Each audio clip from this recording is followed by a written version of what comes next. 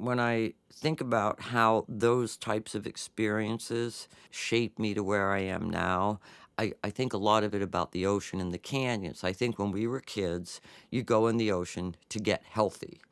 As we fast forward, say, to the 90s, you got to the point where you didn't go in the ocean because you get sick. So one thing sort of led to another, but what sort of started me off on a different career path was based on my experience as a kid. Welcome to My First Day, sharing stories of those who have come to the San Diego region from elsewhere and now call it home. Like Rosebud from Citizen Kane, sometimes early childhood memories stay with us throughout our lives and often form who we are to become later in life.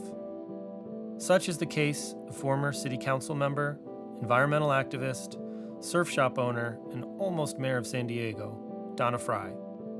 Though Donna arrived in San Diego from the East Coast when she was only about 5, she has distinct memories from that day and her childhood at large. Here's Donna Frye with her story of My first day. The first thing I remember about coming to San Diego, and it was probably 1957, 1958, was getting off the airplane at Lindbergh Field. And it was still when you deplaned onto the actual tarmac. There were no tunnels or chutes or fancy things. So you'd walk right down onto, the landing field there.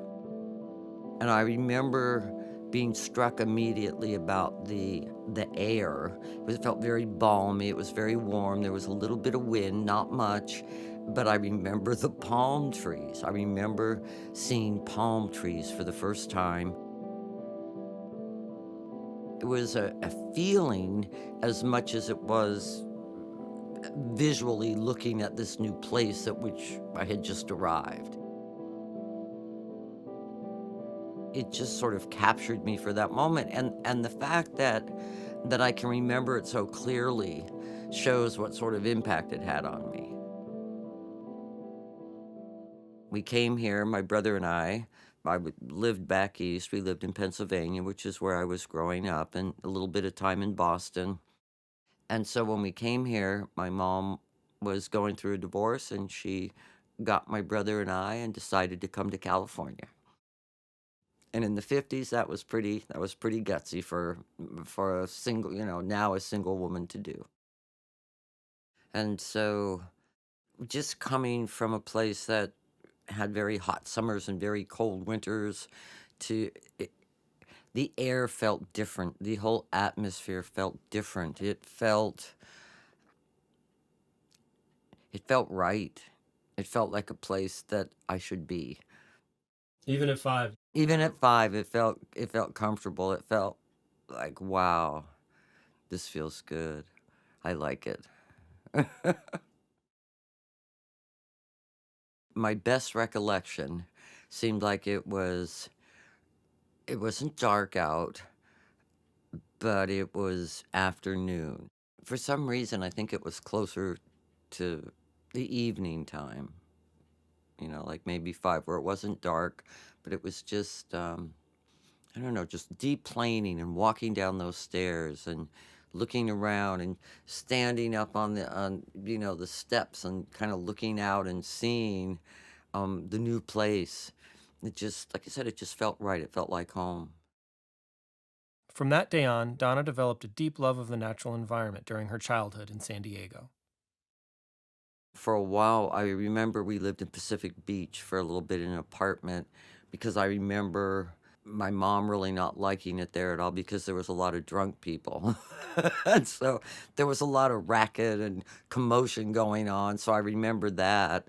Sounds like PB hasn't changed too much. BB hasn't changed too much. But then we moved somewhere else, which I can't remember. But then we moved to a house in Claremont, and it was off of Claremont Drive on Hartford Court. It was a house almost on the corner, and it was beautiful. It had this sort of round-faced fireplace. It was very modern, and it had a giant picture window which looked out over Mission Bay. And at that time, Mission Bay, they were doing a lot of dredging for the bay and turning it into Mission Bay Park. You could see Belmont Park, which was very cool. Down below the house, it was all canyons all the way to the bay. There was no housing there like there is now. So it was a really remarkable place to grow up. So my brother and I, our most favorite thing to do was to play in the canyon. That's where we lived. That's where we grew up, was in the canyon. And so we'd go down into the canyon and catch lizards. They still had horned toads, which are now probably endangered, if not close to being extinct, at least around here. We'd bring them home, release them in the yard. We also had the skinks, and those were the most beautiful lizards.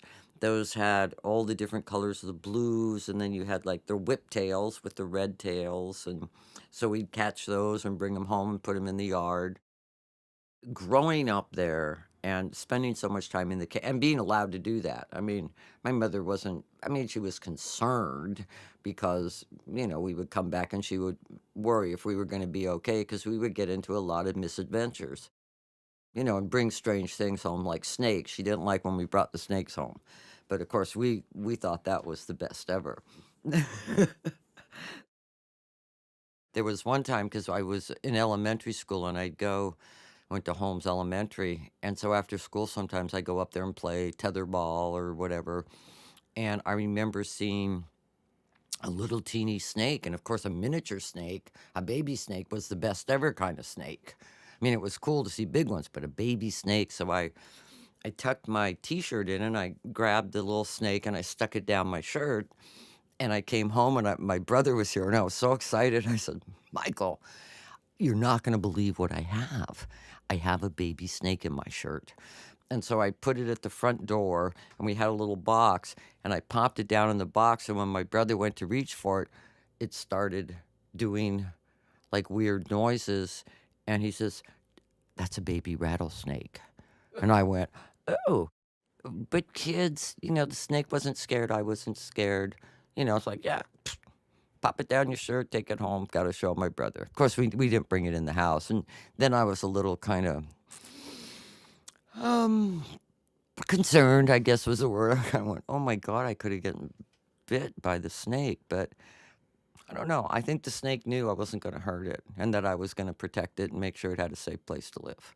So I was too dumb to know, don't pick up baby rattlesnakes.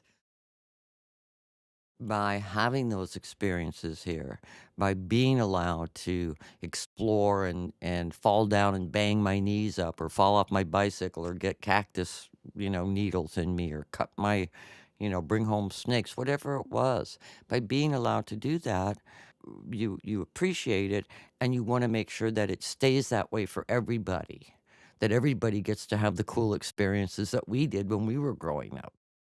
And that's probably would not be part of my, you know, who I am or what matters to me if I hadn't been able to experiencing that when I was very young. I don't know, I look back on that now, you know, the nature, we'd see road runners, we'd see birds, plants, all the things that a lot of it's disappearing. A lot of it's not there anymore.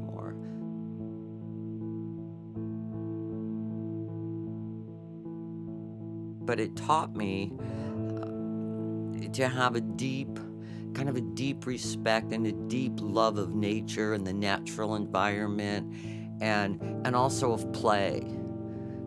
You know, because we would create our own sort of adventures, whether it was lizard hunting or treasure hunting or yellow brick roading, whatever it was.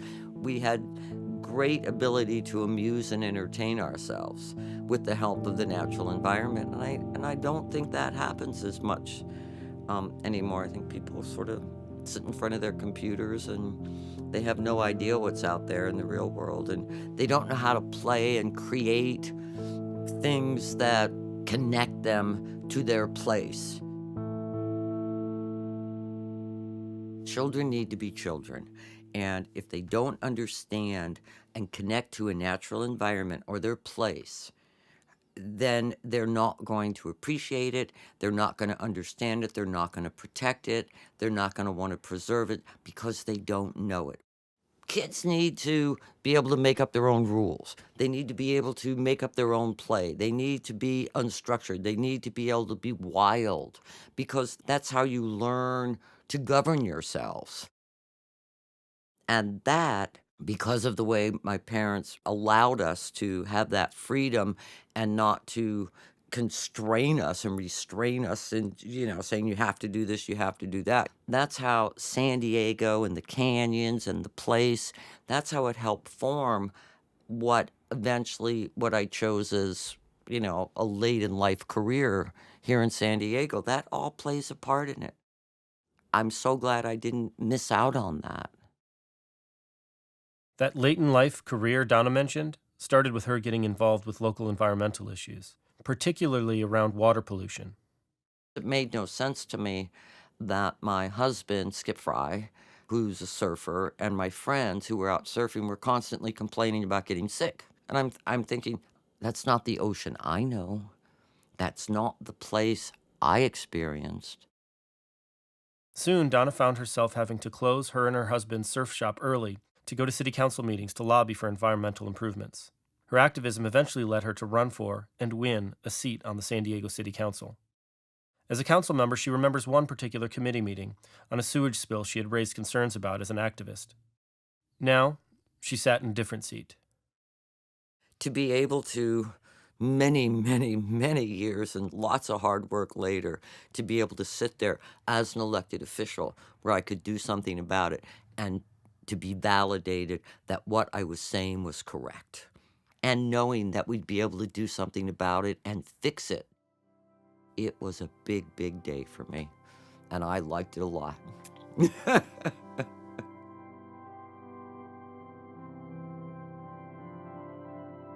The canyon's pretty much gone behind our house now.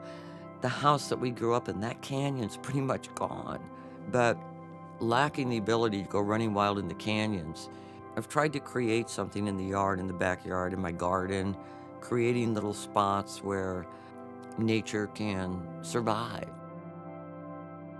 As much as it's a place for the critters, it saved me, and it saves me every day because it's something that even if something disappears somewhere else, it doesn't mean that if you work really hard and you start thinking about it, you can't create it right where you are. That you can create that same space in your own garden, in your own yard, and not lose hope.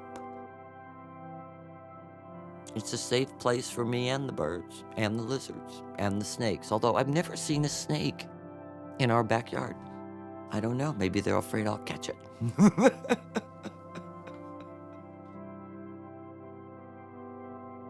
Thanks for listening. If you haven't already, we hope you'll subscribe to the show wherever you get your podcast fix.